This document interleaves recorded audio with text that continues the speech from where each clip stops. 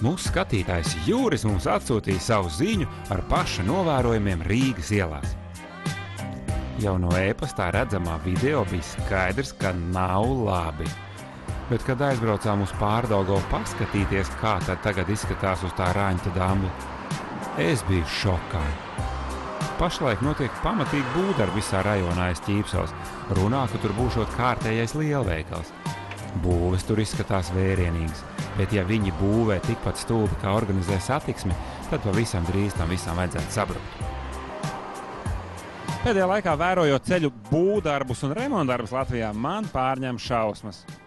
Izskatās, ka ar tiem nodarbojas ļauži, kuri nav tikuši pie darba Anglijā vai Vācijā celtniecībā un tagad mēģina izpausties šeit pat Latvijā. Nu, paskatieties, kas tur lejā ir uzzīmēts. Kas tās par tādām štrunta strīpiņām?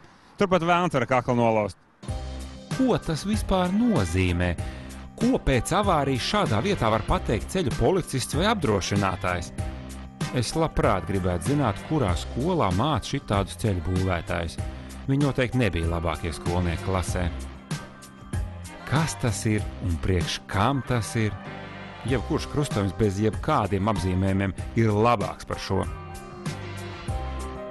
Un lūk, piemēram, tie, kas brauc no veikala Olimpija puses, tie vispār nenojauš, kādas briesmas viņiem draud. Jā, protams, tur ir zīme dodiet ceļu, bet līdz šim vienmēr ir bijis tā, ka izgriežoties pa labi, ir atsevišķa josla, pa kuru tie arī var turpināt braukt. Tagad tā joslā viņus pēkšņi nones tie, kas brauc taisni pa galveno ceļu. Kā to var zināt? Vienkārši liek uzmanīties. Jau kopš pagājušā gadsimta ir zināms tāds paņēmiens satiksmes organizēšanā ceļu remontu darbu vietās kā dzeltenās līnijas.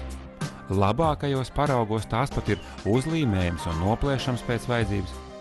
Te nekā tāda nav. Te dzimst pilnīga vienaldzība pret ceļu apzīmējumiem.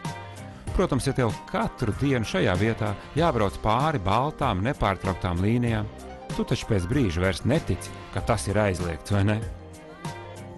Kāpēc daži drīkst šādi strādāt un par to vēl saņem naudu? Vai tiešām tāpēc, ka pārējie ir vēl stulbāki un nav neviena, kurš prastu savu darbu labāk?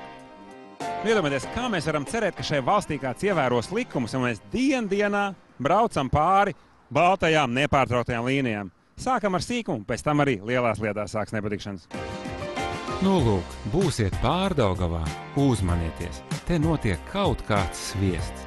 Ja braucat par Raņķa dambi, jums jebkurā vietā kāds var iebraukt sānos, jo baltās līnijas neko nenozīmē, un katrs tās uztver pa savam. Bet ja braucat no Ķīpsels puses, iegaumējiet, izgriežoties uz Raņķa dambi, jums vairs nav savas ieskriešanās joslas. Jums turpat uzreiz no kreisās puses kāds var ietriekties sānos. Iespējams, ka pēc šiem milzu darbiem Raņķa dambi pārdēvēs par Draņķa dambi, bet to mēs vēl redzēsim.